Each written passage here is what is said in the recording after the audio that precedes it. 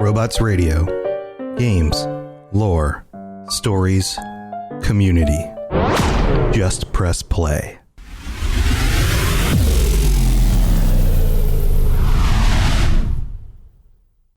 This show is brought to you by our patrons at patreon.com/ElderScrollsLorecast. Robots Radio presents The Elder Scrolls Lorecast. Welcome to the Elder Scrolls Lorecast, a place where the Elder Scrolls community can come together to discuss the boundaries of our knowledge about the universe of the Elder Scrolls.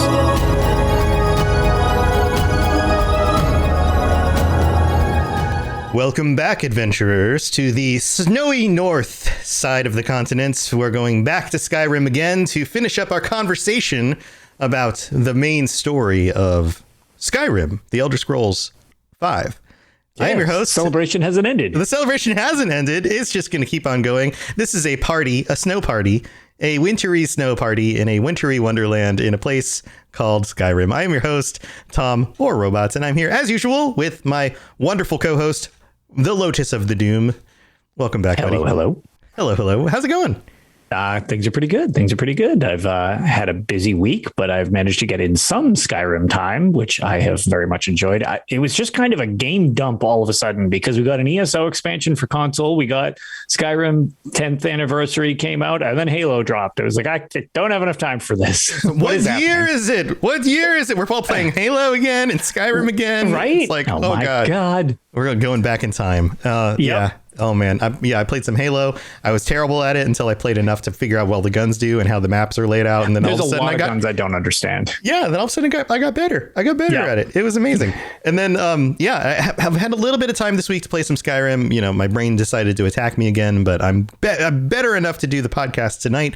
So all's looking well. I've also had some time to spend some time playing around with some mods, which has been super fun. Some of the mods don't work because of the script extender being semi-broken. They're still working on it. Yeah, it's in beta, correct? It's in beta. Sort of, yeah. Sort of. Some of the stuff works, and I've played with it. But I did put out a video on the Robots Radio YouTube channel about some of the best mods that have come out in the last week. So if you're interested in that, go check that out. I went through the list on the Nexus mods page and pulled out all the mods that don't rely on any other mods and also don't rely on the script extender in order to run, and just went through all of the mods and just was like, okay, what mods are out there and which ones actually look good and are new, and showed everybody, hey, this is what's available, including the final mod on my video, which is probably my mod of the week. Mud crabs are Beavis. And they all right. Mud crabs they've replaced all the sounds that mud crabs make with Beavis from Beavis and Butthead. All right. I mean, I support this. Which is by far the wackiest one that came out this week. But there's also some better ones like, glowy lanterns that you can wear and, some other upgrades, including swapping out the music from the game with the orchestra music from the London Symphony. That's pretty cool. Yeah, so there's some cool stuff out there. So if you guys want to go check that out, you can see what some of the new mods are that I recommend. That's up on the Robots Radio YouTube channel. And otherwise, I've been missing out on some of my morning streams because of, my migraines and my brain attacking me. But I'm looking forward to getting back to that this week as well. But for this episode right now, we've got the rest of the main quest line to discuss because we left off on a Blade in the Dark, and we are up to the 8th quest in the main quest line, Diplomatic Immunity. Do you remember this one, Lotus? Diplomatic Immunity. I don't off the top of my head. Well, here, let me give you a primer on this one. This one is one of the most unique quests in the main quest line because you go to Delphine, the Blade, the former Blade, and she says, hey, buddy, I think the Thalmor have something to do with this because those Thalmor, I don't trust them. They're hunting us blades down, and they probably have something to do with bringing these dragons back. They're having a party. We better infiltrate the party and see if we can find out what's going on. Yeah. And remember this? Now it's like, yep, I definitely do remember this because this was actually a really unique quest in the grand scheme of things. Yeah, this quest plays out way more like a Dark Brotherhood quest or a Thieves Guild quest, because they take away all of your items, they give you some party clothes, and I remember by the time I played this quest, I was like super powerful. I had a bunch of awesome gear. I could sneak around. I could take on anything, and they reduce you to like, nope. All those cool items you have, all that awesome gear, all that item, all that like armor. Nope, no good. Here's some party clothes. Here's an invitation. Go up to the front door, walk in. Which I specifically remember that because I can't stand when games do that to me. It drives me nuts. Yeah. Brief tangent, but like Bethesda related.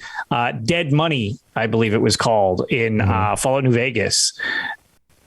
That entire expansion, they strip you of your stuff. Yeah. And it made me so mad.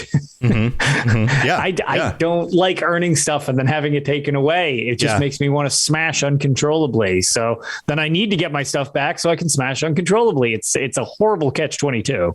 Right. Yeah. That's considered one of the most difficult expansions too, because of that, because you could be very high level and all of a sudden all your stuff's gone.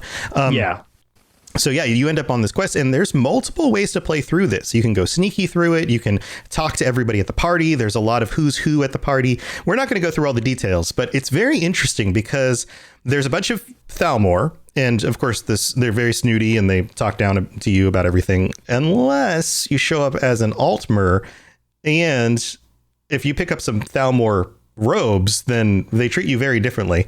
But there are some who's who among the elite of Skyrim at this party as well. And depending on the things that you've already done in the game up to this point, those individuals will change out. So, which I love that little. It's such a small flavor thing, but it's so cool that the game does that. ESO actually has several things when you're building armies that happens. Like certain people will be there or not be there, depending upon if you've worked with them already and stuff like that. So it's like the series kind of is known for that. I love that just because it makes your playthrough a little more unique. Right. So you meet this wood elf guy, Malburn, and he gets involved with this as well. He's helping you through this event. And you end up sneaking around trying to find out, okay, what do the Thalmor have going on here? Do they have something to do with these dragons? You come to find out, they also are investigating what's going on with the dragons, and they don't know what's going on. But they have some other secret, and the secret that they are holding on to is that they have a prisoner down in the dungeon underneath this manor. Do you remember finding this out? Yeah. Because this is... as kind of your, I don't know. This is, from what I remember, the first kind of like real in-depth dive you get with some of the Thalmor themselves, other than just they exist type of deal. And it sort of relates kind of their, what's a good word for it? Tyranny, some of their nefarious military tactics that they've got going on kind of comes to light with this party in general. How dark they are, the lengths they'll go to. Yeah. I mean, sometimes you got to do some sketchy stuff to, do something good in the long run. But being that in general, it was like you get a bad vibe from them and it just really kind of solidifies at this party. Right. So the guy downstairs that they are torturing is Etienne Rarnis. I don't know if I'm pronouncing his name correctly. R-A-R. Try to help you with the pronunciation of that. Good job. You did it. R-A-R-N-I-S. He's a Breton rogue. And they're basically trying to get information from him about an old man. Where is this nameless old man? And they're trying to find out, where is this old man? Well, it turns out this old man is another Blade who has survived them scouring the countryside trying to kill all of the Blades. And it turns out that there's one more left alive. And so after going through all of this, freeing him, and so there's multiple ways you can actually go through all of this quest and actually get down there and save him. You can just run through and kill everybody. You can sneak around and save him. You can pretend to be one of the Thalmor. Actually, there's lots of different ways you can do this. And once you get done with this, you go back to Delphine, and you explain to her, hey, this is what I found out. They don't know much about the dragons, but looks like there's this other blade guy around. And she's like, what? Another blade? I thought they killed all the other blades. And so that leads to the next quest. And the next quest is called A Cornered Rat. So you're led to Esbern. Do you remember who Esbern is? Yes, Esbern is you'll specifically, I was going to say, he's your contact, but the crazy guy in the Ratway. Yes. It's called the Ratway, right? That's the right. name of the, not getting to the Thieves Guild, but the crappy sewer system under Riften on the way to. Yeah. Yes. Yeah. So you head to Riften, you go through the Thieves Guild. If you've done the Thieves Guild stuff, they're familiar with you. If you haven't, you get to meet them. You find out that there's this crazy guy down under the Ratway. Esbern is down there, and Esbern has been hiding out. He was a blade, and he's this old dude, and he's got some information. So that happens. You meet him. He seems kind of crazy. He's got this door with this little slidey window. Do you remember this little slidey window? And you talk to him, and he's like, hold on 1 minute. I have to take care of something. He closes the window, right? And he goes, rummages around, and he finally lets you in. Well, you take him back to everybody, and it turns out that he says, hey, I've got some information about a prophecy. There's a thing called Alduin's Wall where there's a prophecy. And so that leads to the next step. And you go on the next quest, which is called Alduin's Wall. So one quick thing before we tackle Alduin's Wall. This is just, it's related, but kind of like just, so Esbern, as is kind of not lore breaking, but fourth wall breaking, as opposed to us discussing the game. One of the big things that I just think is worth mentioning, because the voice actor who voices Esbern is awesome. And the voice actor himself is Max von Sydow, I believe is how you say it. But he actually passed away in 2020.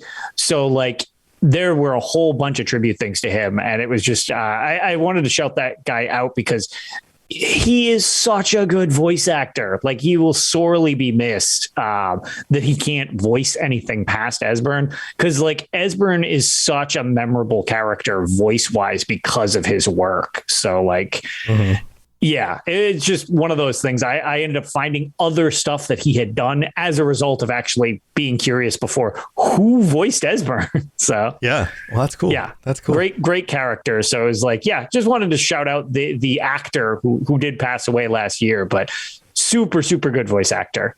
Right. Well, that's cool. So this next part, you head over to find Alduin's Wall. So you reunite the blades. Yep. They talk about where you need to go. You head over to Karthspire. It's a Karthspire camp where you come across the Forsworn, potentially a Hargraven or Hagraven as well. And you have to fight through them. This could be particularly difficult, potentially. You get through them. You find some pillars that mean Dragonborn with symbols on them. Yep. Of course, there's some traps and things. You find your way through. And what's interesting here is that there's even a section here that has something to do with the Akaviri, which I don't know. I think it's kind of this interesting thing because you're going to Skyhaven Temple. And you're finding these Akaviri ruins, which is interesting because everything ties together with all the different histories. And in the second era, we know that the Akaviri invaded at the beginning of the second era, and then were kind of repelled. They were, but then also you have the Akaviri influence to the blades themselves. As most of what the blades wear is modified Akaviri armor. So there's also that long-standing tie-in of the blades, kind of being dragon slayers, but also having Akaviri origins, or not even necessarily that they were, Akaviri necessarily, but there's definitely influence there. So. Right. So it's interesting. So this part comes directly from the UESP wiki. So Skyhaven Temple in the section about this in the wiki, it says, heading up to the stone steps on the right, you'll be confronted with a trio of 3-sided pillars, each side inscribed with a symbol. According to Esbern, they are of Akaviri origin, but the one that matters most to you is the symbol meaning Dragonborn. This symbol resembles 2 dragon heads facing each other and an arrow pointing down. Activate all 3 pillars until this symbol is facing you. This will lower the bridge to your left, allowing you and the blades to continue. It's interesting because these symbols and Esper understanding the Akaviri origin of this is actually very interesting, and yet there's still the Dragonborn meaning. This combination of Akaviri symbolism with Nordic, ancient Nordic mythology, like all coming together, is kind of this weird mix. Yeah. And I didn't understand all of that originally when I played through that because this was 10 years ago when I first played through it, which is kind of cool. So of course you get down here, you get to the Alduin's Wall, which another fun point to note. Nate Perkypile, who is or was the lead, one of the lead artists over at lead designer and artist, and one of the lead light guys, and he did a lot of different things over at Bethesda. And he was there for 14 years. When he worked at Bethesda during Skyrim, one of the projects he worked on was designing Alduin's Wall. He took the actual artwork and the stuff that is that was originally like the design work, like what's the word for it when people do artwork and before it goes in the game, the like the outline, the concept art. Yeah, the concept art. And then he turned it into the like actual stuff that is in the game, which was really cool. So yeah. I love some of the art stuff to these games. Abstract Fact, Jonah Loeb, another one of the lead artists, actually, who I've had the pleasure of having several different conversations with via Twitter and everything like that. Very cool bits of things like giants are based on actually his father. That's the art design for the facial construction. And then he just kind of like modified it so that it looked different. And if I remember correctly, I can't remember if it's dragon or carved Nordic, that if you actually look at the dragon script, it's his signature. That's what it actually says in Dragon. Yeah, he like signed himself into the art. It's just, I think it might have been carved Nordic, but whatever the case, really, really cool that it's just like, oh, there's all these little like tidbits to the art that's just like there. And it's like, oh, you've got, this is based on concept art. This is based on somebody's father. Like, it's so cool what makes up the game that we actually all realize is just this fantasy world. Yeah. So getting to Alduin's Wall, they read the inscriptions. They find out that Alduin was able to be fought with a shout that was used against him. And this leads them to understand that they need to go back to the Greybeards and visit the Greybeards. And you leave the 2 blades who basically at this location who are like enamored with everything there. And you head off to go visit the Greybeards. Yeah. And that's where this part of the adventure ends for them, I guess. I don't remember. Yeah. Do you come across them again later? I mean, I know they kind of chill up at the temple. So like, it seems to be like the last place you see them. I mean, you can go back and visit them at the temple, but I don't remember them specifically leaving the temple area. So I don't know. I always remember when I bumped back into them that they're chilling over there and they don't like it if you make a certain decision at the end of the game, which we'll get into at the end. Right. So that's where you end up with that. And then you decide, okay, well, gotta go back to the Blades. And now's a good time for us to go thank our patrons. So we'll be right back. The skies are marked with numberless sparks, each a fire and every one a sign. Hey, Simone. Yes, Chad. What would you say is your favorite bad movie?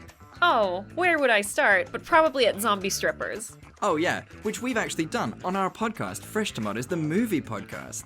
This is a podcast where we take some of the worst movies ever created, and even some of those movies that you might have thought were brilliant, but still got a bad critic score, and we say nice things about them, because you know what? Someone put the effort in, so we're gonna be there, fighting in their corner. Absolutely, Chad. Even if the movie was total garbage, there are some makeup artists that gave it their all, and we're here to recognize that. Exactly.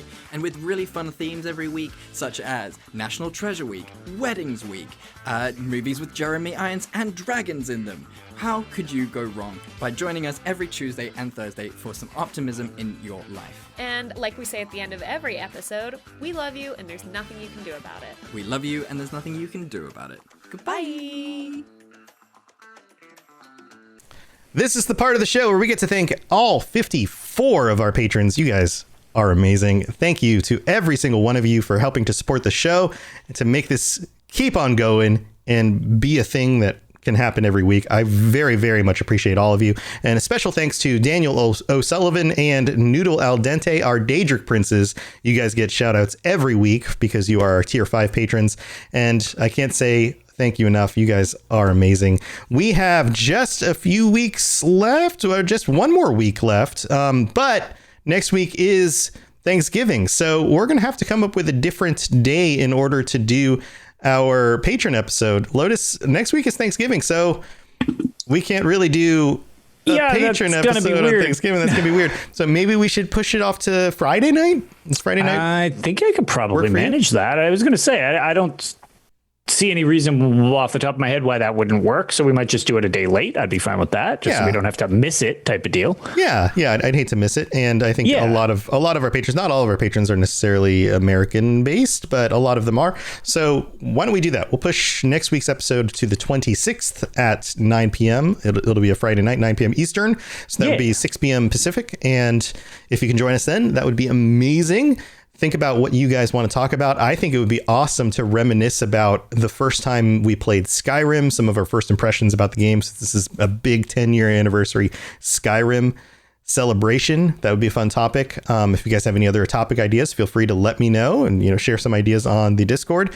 And also, if you've enjoyed the show and you've thought about supporting, this show, then we've done anything to help you get through your workday or your drive to work or your workout or the time that you've spent contemplating how to avoid awkward conversations during Thanksgiving, then go to patreon.com/Elder Scrolls Lorecast and check out all the different tiers that you can support us at and all the different things that you can get, like ad-free episodes and getting episodes early and joining us on future episodes of the show and even getting merch, which is going out very, very soon to so many of you guys who help support the show. So go check that out. And thanks again to all of our patrons. You guys are amazing.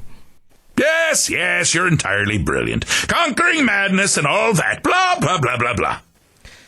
So here we are. And as we leave, the temple, one of the things that I actually thought was kind of neat. So again, it's always rough to do video to audio thing. So apologies as the description will exist, but there is actually, I assume there's probably some way to still get them, but I have this thing that I grabbed in the break actually. And for a brief period of time, they actually put Alduin's Wall on a fleece blanket. Oh man. And it is such a cool design when you get to actually look up at it. It's oftentimes kind of crumpled up on the background of my streams or while we're here recording. That's actually what it is next to the Imperial Dragon that I have as a light blocker for the back window. The blanket next to it is actually Alduin's Wall crumpled up. Aw. Does Boots cuddle with it? Yes, she does. That's generally why it's there. If she wants a blanket, I give her Alduin's Wall. Oh, that's so nice. Well, on with the adventure. You leave Alduin's Wall and the cuddle blanket, and it's such a cuddly wall. It's a very adorable wall. And you head back over to visit your old Greybeard friends, and up at Skyhaven Temple, and they teach you a new shout. You have to turn over the horn of Jorgenvind caller. Ah, good. Swedish chef has returned. Yeah, it's back. And they give you the final word for unrelenting force. And you also get the this is where you get the rend, or which one is this? The is this Dragon Rend? I think this is Dragon Rend. This is where you get Dragon Rend, right? Okay. Yes. Yeah, that could be. Yep. This is where you get Dragon Rend. I get them in. Yeah, it could be Dragon Rend. Yeah. Yep. This is where you get Dragon Rend, and then you also meet up with Parthenax here. Sure do. Yep. Good old Mario. Yes. Speaking of voice actors, Yep. that is one of the best pieces of random trivia. Yes. Anybody who doesn't know, the same voice actor does Mario's voice and also does Parthenax's voice, which is such a range. Such a wonderful range. Madness. Yep. Yep. So, so you talk to him and then you also like shoot him with fire breath and you have kind of a discussion with him. Yeah, of course. But that's how dragons talk. You just yell and that's true. You dragon conversation is yelling in battle. Like that's how they talk to each other. Yeah. So that literally in the dragon language, yelling does solve everything. So it literally does. That, it actually solves everything. That is how it works. You get Dragon Rend later. Is that how that works? Is this where you get the time travel one? Yeah. I probably should have read over this a little bit better before I got to this point. It says, I don't remember the exact order. Okay. Help you know his ultimate. He tells you that the shout used to end. Oh, this is where you learn the shout is called Dragon Rend, but you don't get it yet. You don't get it yet. Right. You only get the unrelenting force. Thank you, Rob the Princess. That's right. Thank you very much. That's right. Yeah. Yeah. See, I don't remember the order that you get things in. I wasn't browsing through the entire Yep. So perfect. There you go. I didn't note that part particularly. I thought I would remember it, and then I didn't. So thank you, Rob the Princess. We only do the best show notes here. Of course. At the show. So that part's done. When you talk to Parthenax, Party Snacks. Party Snacks. We get done talking to Party Snacks, and then you move on to a quest called that one was called the Throat of the World, which I love that phrase. That's a great phrase, term, title, whatever you want to call it. Yeah. So now you move on to Elder Knowledge. And this is the one where you have to go find an Elder Scroll. Mm-hmm. And I love that. I love that the actual Elder Scrolls figure in to usually the main quest lines of so many of these games. They do. Well, they're usually really, I mean, I would hope. They didn't really exist in the first game very much, but the fact that they're so dangerous to read and yet you still have to go get them. And you still gotta deal with them. And then read them or use them in some specific way. Yep. I mean, the game doesn't carry on after you've gone blind. So sure. Once you save the world as a Dragonborn, nothing says you didn't suffer from blindness after this heroic adventure.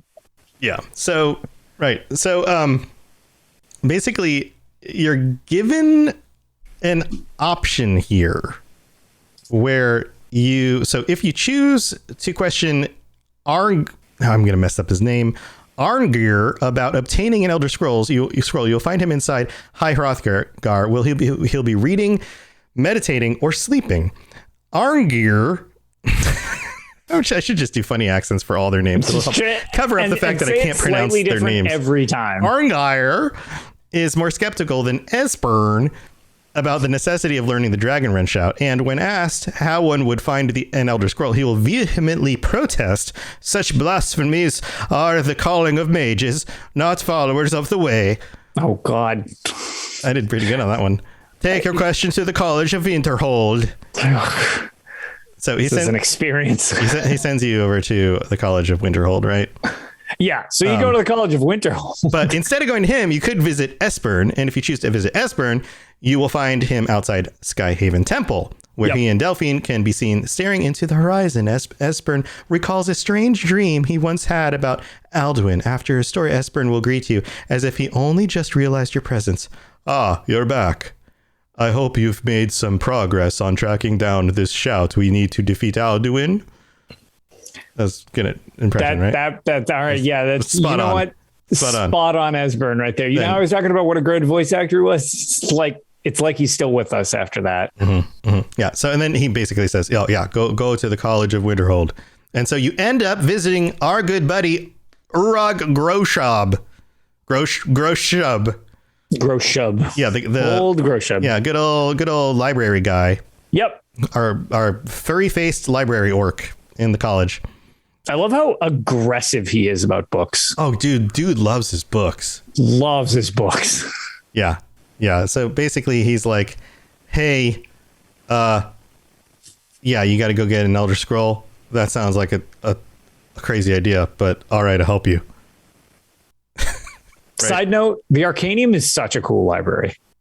Yes, absolutely. Just I love the design of that place. It's not super huge, which I assume it would probably be much bigger if it was to scale instead of a video game, but it's just a really cool place. I love the Arcanium. Mm-hmm, mm-hmm.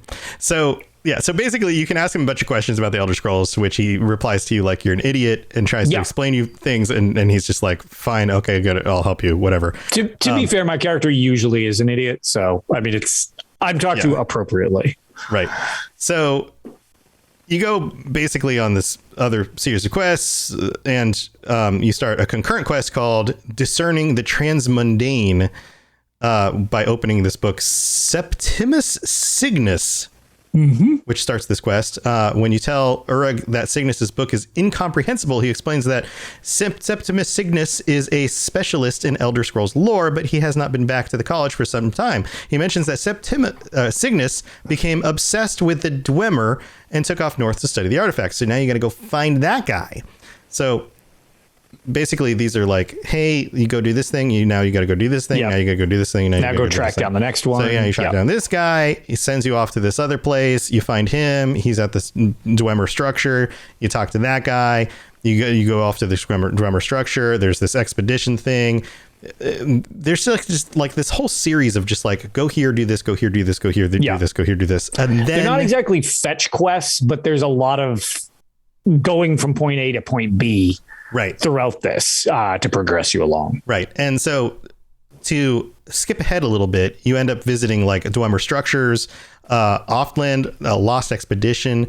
You go into a Dwemer mechanism, and then eventually you end up in Blackreach, and then ta-da! You enter the Tower of Mzark, and you find a room looking for some minor loot. And then the smithing book skill, the Armorer's Challenge, is located in the west-facing room. There's a bunch of other stuff in here, blah, blah, blah, blah, blah. And a journal with, where's the stuff here? The light of the knowledge through the machine rests in the cube. The echoes of the words Septimus Cygnus. The Dwemer found a loophole, as they always do, to focus the knowledge away and inside without harm. Place the lexicon into the contraption to focus the knowings into it. With these two tips in mind, head up to the last slope where you will find 4 buttons and a lexicon receptacle. Place the blank lexicon in a receptacle and watch the ceilings of the room open, shining light onto the container beneath. This also activates the 2 buttons on the right. So all these mechanisms go clickety, clickety, clack. And then more buttons open up. That's an incredibly convoluted way of saying that you now have a light puzzle. Right. Like all of this stuff opens up. And then once you reach the floor, it opens up and reveals, ta-da, the legendary Elder Scroll. Yep. So basically this is just like a whole fetch questy series of things to get like this little mechanism to open up, and there's a scroll inside. That was super clear, wasn't it? That was a really good explanation. Well, and to be fair, the majority of that is you're reading the thing and then you're just, it's a light beam puzzle. They're in a million different games. It looks really cool with the Dwemer contraption. It's kind of like if you've played ESO at all, the clockwork sphere that things are in, like that type of, they're circles within circles of brass, and it's got gems on them, and those reflect the light. And that's what the puzzle itself kind of is you're reflecting stuff around. It's kind of a neat little puzzle. Yeah. So, and then as a result, you get a cool ass Elder Scroll. Yeah. So you get the Elder Scroll. And so as soon as you claim this Elder Scroll, this next quest pops up, Alduin's Bane. And this starts a quest where it sends you back to the Throne of the World, and Party Snacks is waiting for you. Yep. So you go up the lift, you head back out of Blackreach, and you find yourself heading back up there, and you travel back to the Throne of the World, and Party Snacks is very impressed with you. He says, can you do a Party Snacks impression? I most certainly cannot. I can't either. You have it. Yeah, I was going to say he's just super deep voice. I have no idea. He's just, again, much better voice actor. Voice acting is not one of my skills. The Elder Scroll, Tid Krith, Kalos. Time shudders at its touch. There is no question. You are doom-driven, Kogan Akatosh. The very bones of Earths are at your disposal. Go forth, fulfill your destiny. Take the scroll of the Time Moon. Do not delay. Alduin will be coming. He cannot miss the signs. So this is where you actually... I'm not going to lie. All right. So in all earnest, maybe not Parthenax, but you definitely pulled off the ability to do it. Like, I could see you being a dragon. Low voice dragon guy? Yeah, you could totally have pulled off like a different dragon. All right. Well, maybe not Party Snacks, but like one of the ones they pull out of a mound. Okay, well, thanks. Yeah, so you actually open up the scroll here, and you see like the crazy lines and stuff, and then you don't go blind because you're like the player, so that's cool. Yeah, you don't get the knowledge crazies yet. You don't get the knowledge crazies, yeah, and then you see into the past with you're actually viewing the Merithic era, which is pretty freaking cool because that's like a long freaking time ago. Yeah, and you see Hakon, One Eye, Gormlaith, Golden Hilt, and a dragon, and they're fighting the dragon, and they're using this shout, Dragon Rend, to fight this dragon. And then you come back out of this vision, and you've now seen and heard Dragon Rend. Yep. So, I mean, it's the equivalent of you reading it off a wall and learning it. Now it's just like it's fused with you. So same principle. Yeah, that's close enough. But I mean, you kind of experienced it secondhand. You learned through osmosis. Through vision osmosis. Yeah, there you go. Beautiful. Mm-hmm. Mm-hmm. Opticmosis. Opticmosis. Take that, Michael Kirkbride. I can make up things too. Nemospores. There you go. So, directly after that, you arrive back at the present. Alduin will appear, and he starts yelling stuff. And one of the things that he yells is, "My belly is full of the souls of your fellow mortals, Dovahkiin. Die now and await your fate in Sovereign Guard." And then Party Snacks shows up, like stands up to him and says, "Lost Funt." He calls him a Funt. I don't even... That's like almost a swear. Almost? It's like almost like two swears, but not mushed into one. Yeah, if you think it's like about when it. People yell "Enwa" at you, and I'm like, "Is that? You're close to offending me. How dare you?" Yeah, and then he says, "You are too late, Alduin. Dovahkiin, use Dragon Rend if you know it." He kind of puts you on the spot, right? And then they start flying around and fighting, and then you have to use Dragon Rend, and then Alduin gets kind of taunty and says, "Dovahkiin, you call yourself arrogant mortal." And then he yells dragon words at you. "I will feast on your soul in Sovereign Guard. You are no match for me, Jur." He calls you a Jur. Whoa.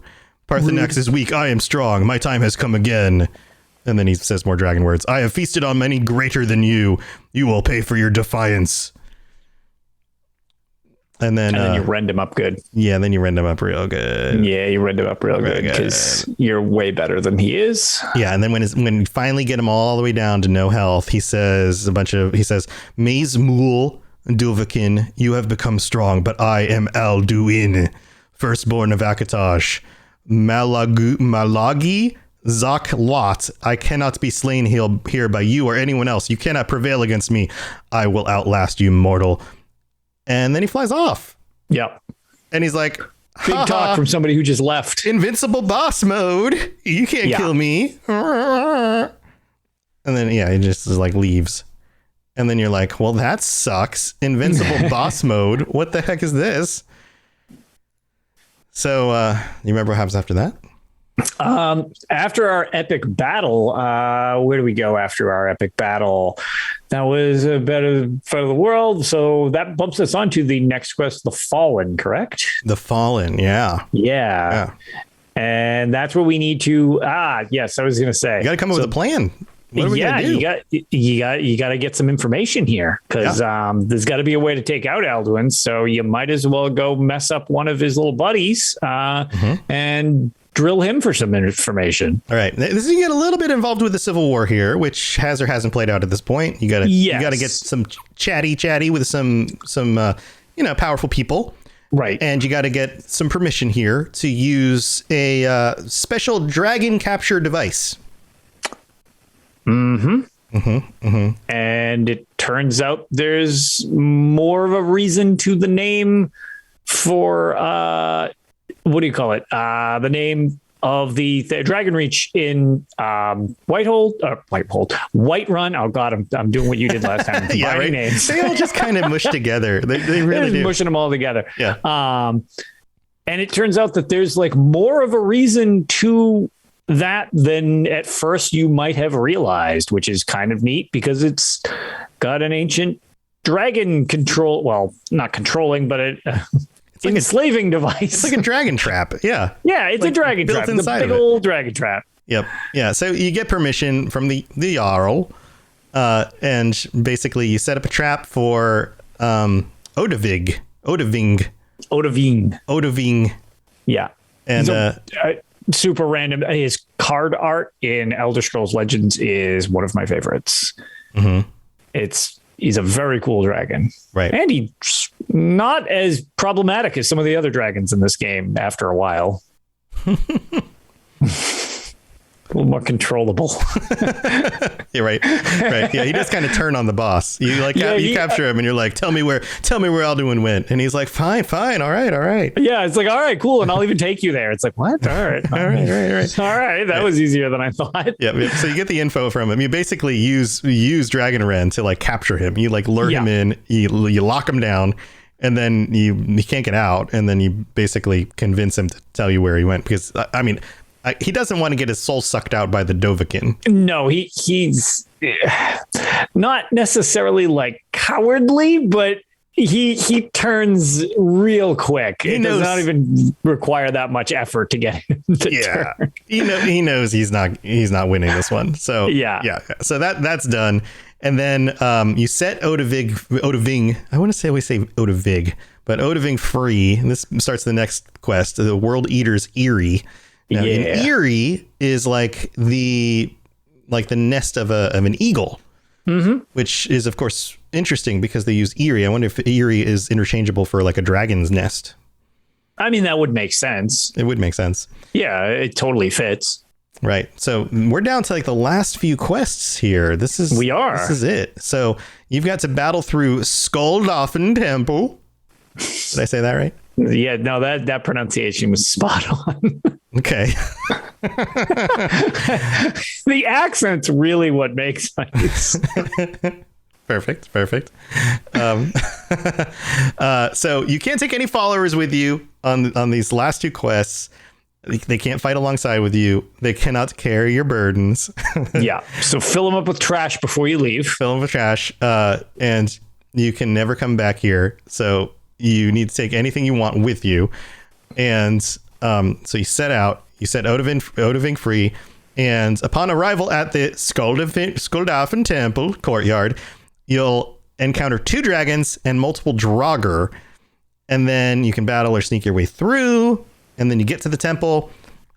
And then you enter the temple area. And basically, you fight your way through. You do some puzzles. You make your way through into there. And then you end up in a rocky platform where you first enter Skuldafn. And you have to fight a bunch of Draugr. And then a dragon priest named Nahkrin.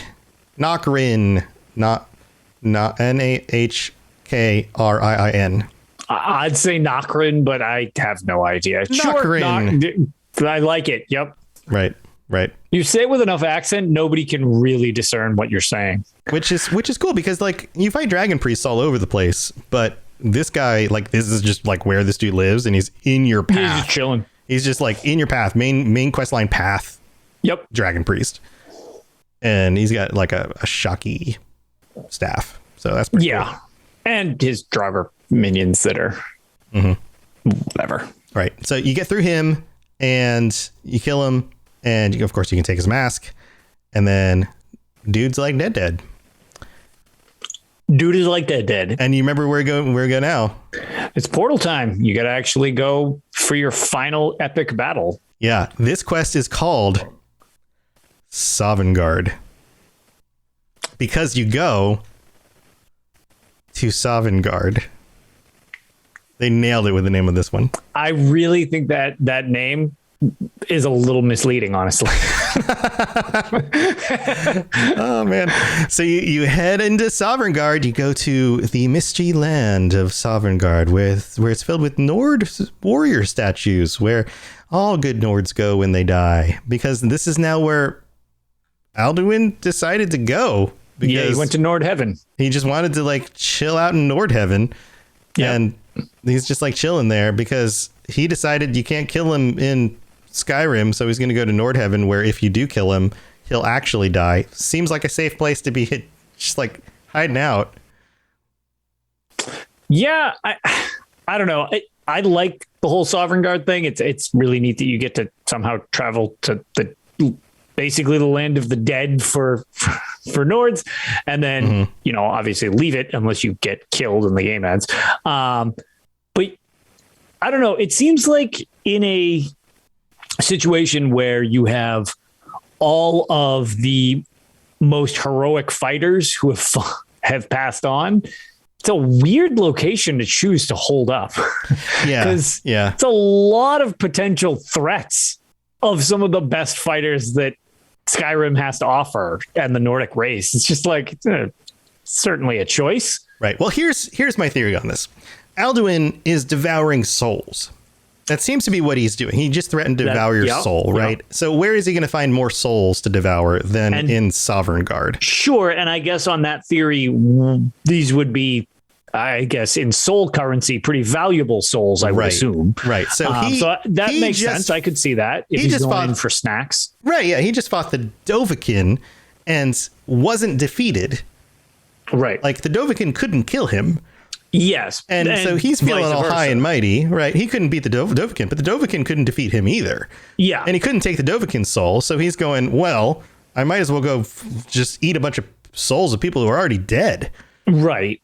And again, quality souls, it seems like, because they're already in Sovngarde. So they're the best of the best. Yep. So he heads into Sovngarde. I could see it. Yep. You follow him in, and you encounter historical figures like High King Torvig, or Torig, and Svaknir. And then you guys just talk and stuff if you want, but Alduin's just like swooping around and stuff, and you fight him. Yeah. And you also the fog clearing, and like you fight him in the mists and stuff like that. It's a pretty cool setting for the final showdown. Yeah, it is pretty cool. It's a really cool looking location. Yeah, it is. Yeah. So inside this location, you're also greeted by Ysgramor of the Companions, which is also a really cool person to meet because he is like mythical status, heroic figure of lore. Yep. So also very cool. Again, didn't realize how cool that was when I first played through this. Sure.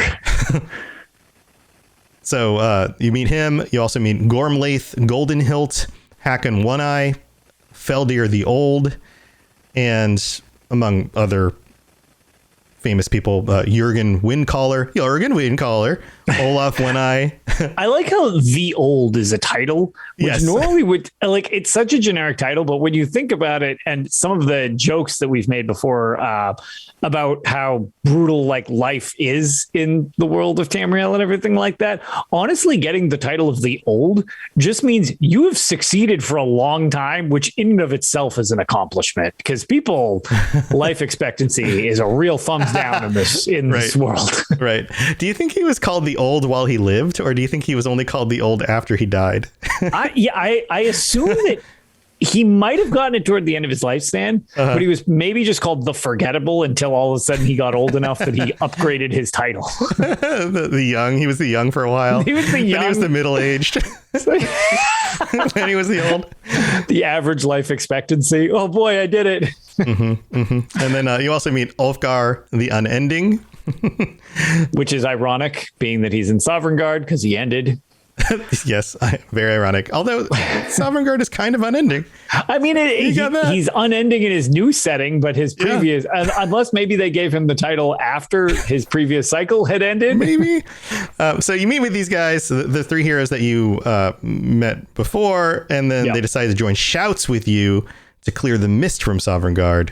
Right. And then very cool effect. Yeah. Then the quest ends with you running out to join them near the Misty Valley.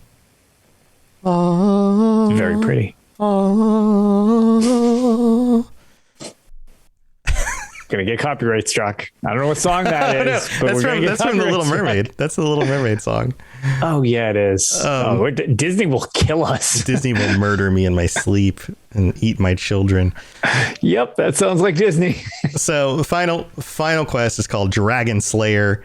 This is where you meet up with the heroes. You leave the Hall of Valor, cross the Whalebone Bridge. How did they get a whale in Sovngarde? I don't know what a whale does to make it to Sovngarde. Well, it's just his bones. So I assume that whale had a lot of calcium, which made him better than other whales. He was just a really good Nordic whale.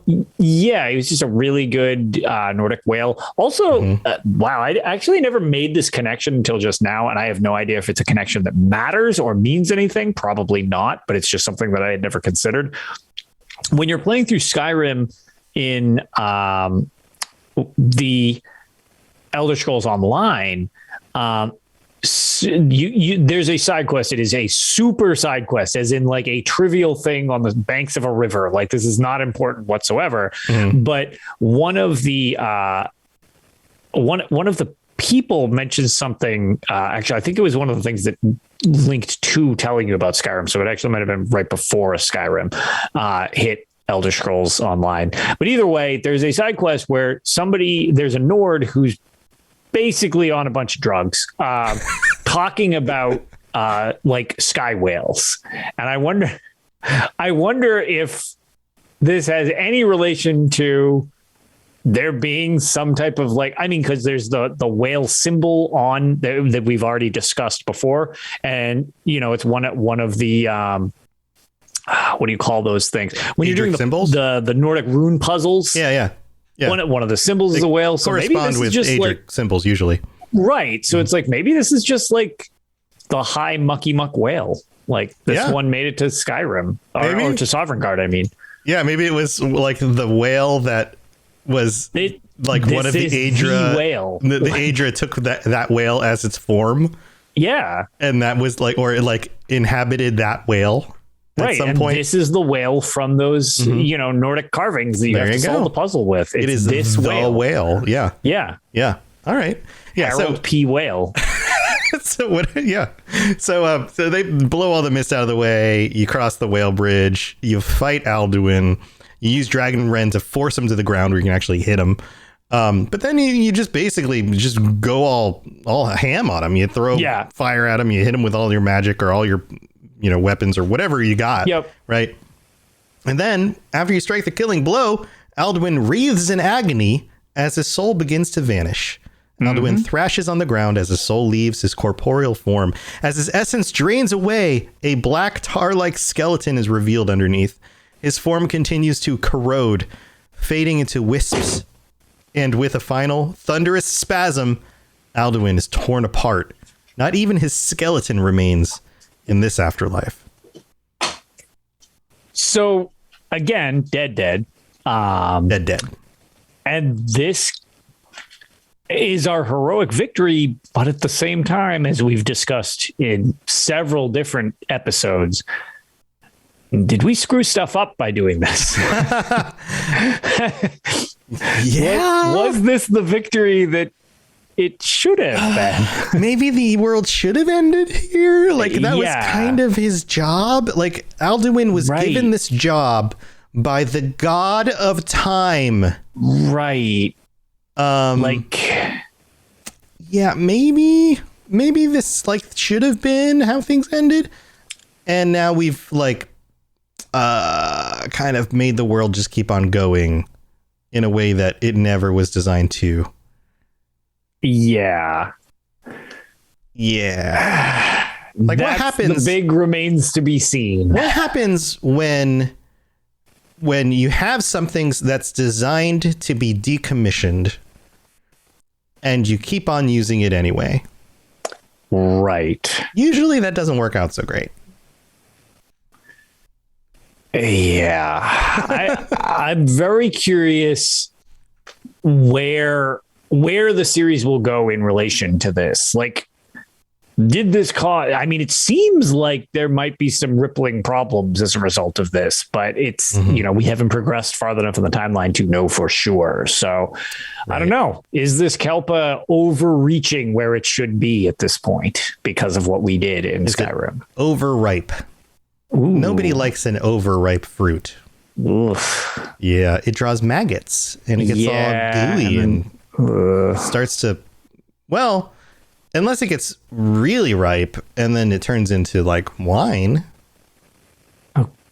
All right. So we got to just make it through we got to make it through the maggot version of the Kelpa to get to the booze version of the Kelpa. Yes. You got to put it in a special container and then just keep it safe long enough until it ferments. And so we double down on it. Yes. You just got to keep it going. All right. And just don't drink it for a while. All right. All right. Yeah, that's my theory. All right, so a few other things that happen here.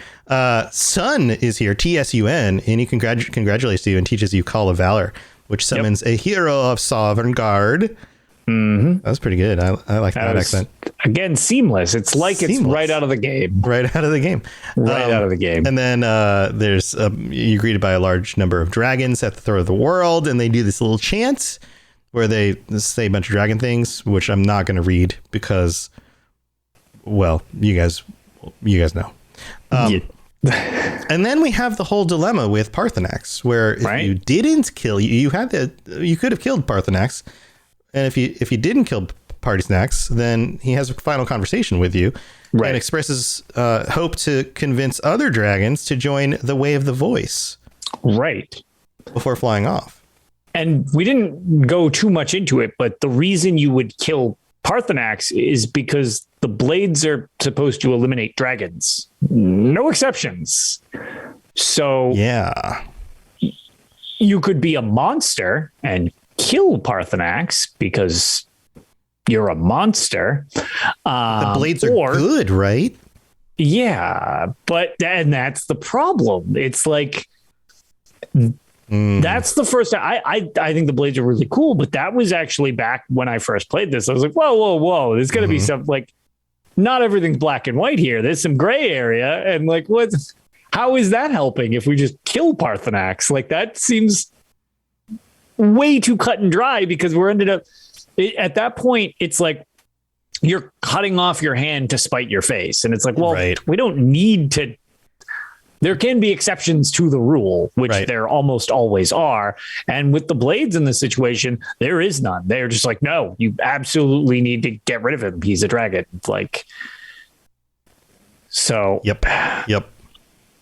Also, Odahviing will admit an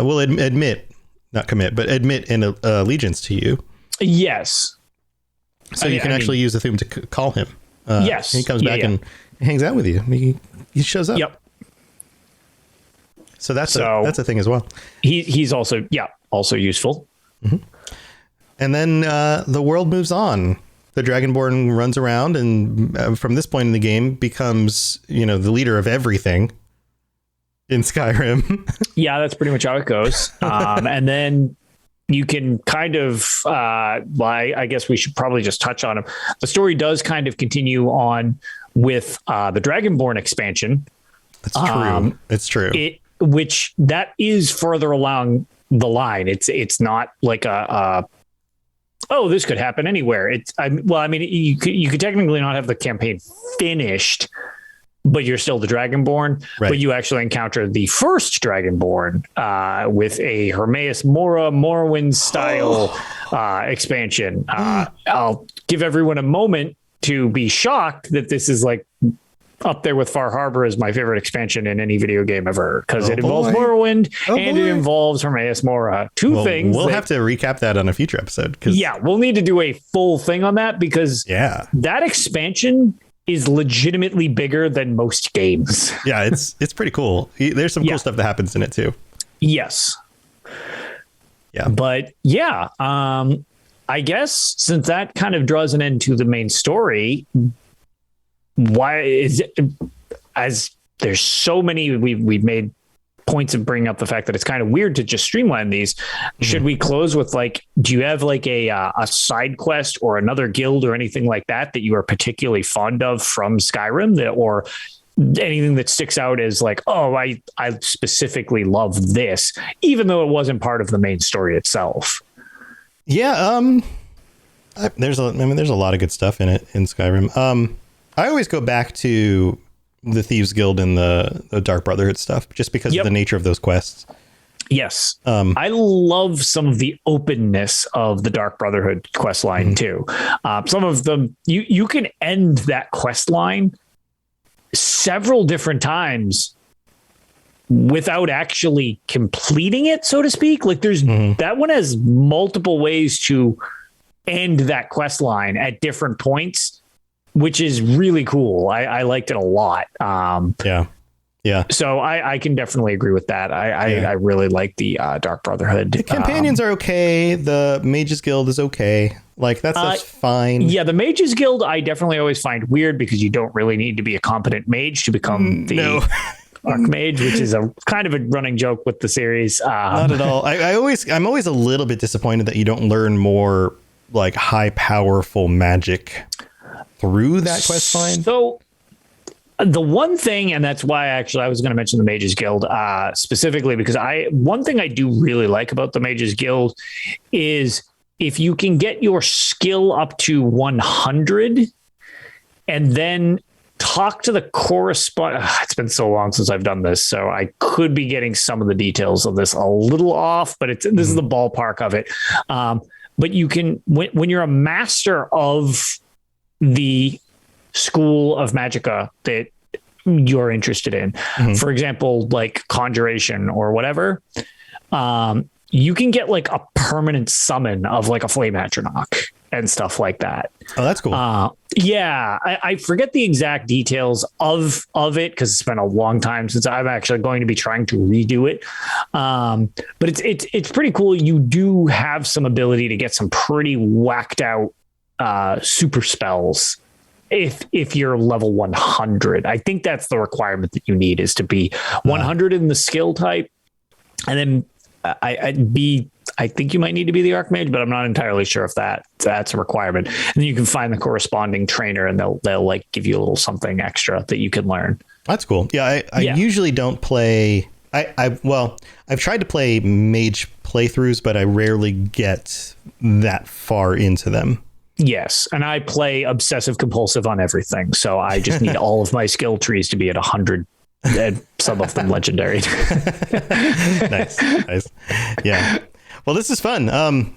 So we'll be back next week, and remember on Friday night instead of Thursday night. So if you are a patron or you'd like to join us on the patron episode, then make sure you remember that we will be doing it on Friday night instead of Thursday night.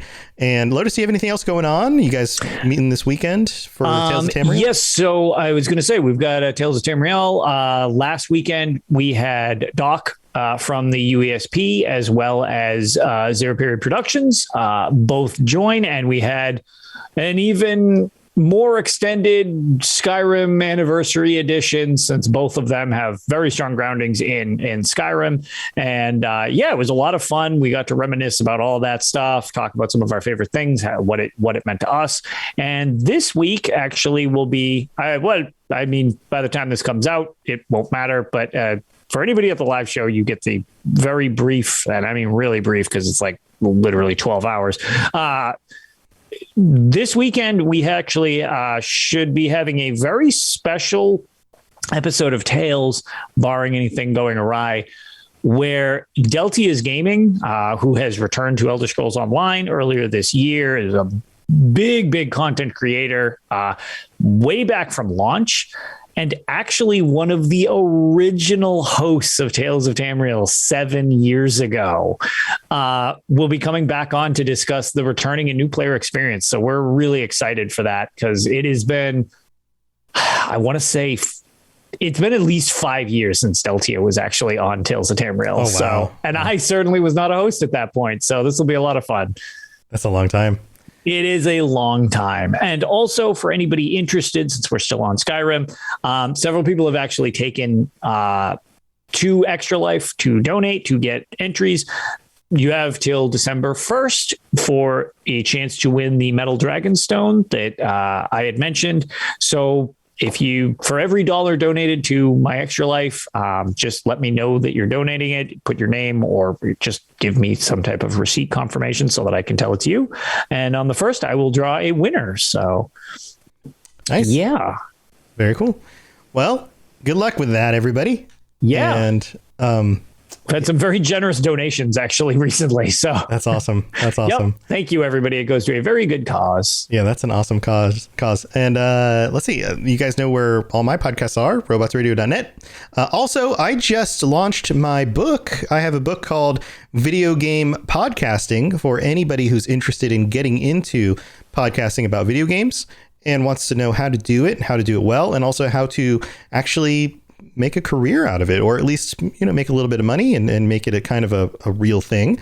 All my knowledge thrown into a book, and that's available on robotsradio.net/book if you want to go look that up. It's for sale. You're welcome to go check that out. And I'm also still trying to stream in the mornings at Twitch, or not when Twitch. Your brain allows it. When my brain allows it on the Robots Radio YouTube channel. But I'm also creating videos as well about the Skyrim mods that are available. So I'll be continuing doing that as well. So if you're into Skyrim, want to look at some of the mods that are out, I will be updating that regularly with some new videos. So check out the channel. And that's what I've got going on. And we'll be back next week on Friday. So remember, one day later than usual. And if you're in the US, have a wonderful Thanksgiving. Have a good time with your families. Hope that works out well for you guys. If you're seeing families, hope you stay safe. And until next time, also stay safe in Tamriel, because you never know when dragons are just going to pop out of nowhere and come back from time traveling or something. So yeah, Fusrada and all that. All right, guys. See you guys later. Thanks for hanging out. Bye, everybody. Bye, everybody. Thanks for listening to the Elder Scrolls Lorecast. If you have something you'd like to contribute to the show, please reach out to us at elderscrollslorecast@gmail.com or on Twitter @ESO Lorecast. I really appreciate you listening, and I'd love to hear from you soon.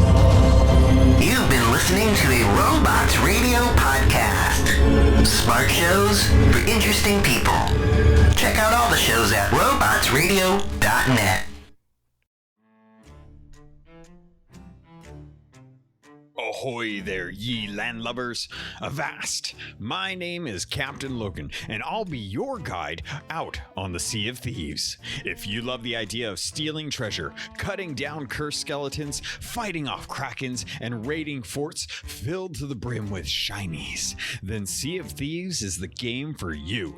Join me each week as I dive into the news and bring back the nuggets of information that any sailor worth their weight in salt would desire.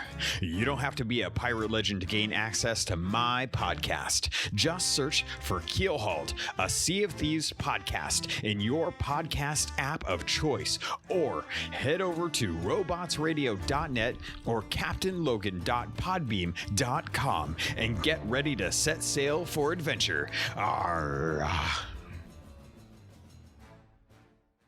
Do you love the Mass Effect series, and are you looking to learn even more about Mass Effect? The things that you didn't even know that you didn't know? Well, this is your host, Tom, or Robots, and me and my co-host N7 Legend do a show called the Mass Effect Lorecast. It is available on whatever podcatcher you're listening to this right now. We also do it live on twitch.tv/robotsradio, 10:30 Eastern, 7:30 Pacific on Sunday nights. So go look it up right now, the Mass Effect Lorecast. We'd love to have you join us.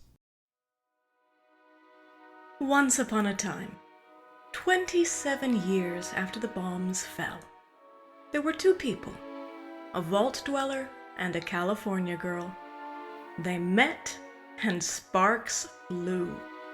That's when things got interesting. Once Upon a Wasteland is their story. Follow Elizabeth Kirby and Odessa Valdez as they pursue their happily ever after in the post-apocalyptic Appalachian wasteland of Fallout 76. Available on Spotify, Apple Podcasts, Stitcher, and many other podcasting platforms. Once Upon a Wasteland, a Fallout 76 love story, available now.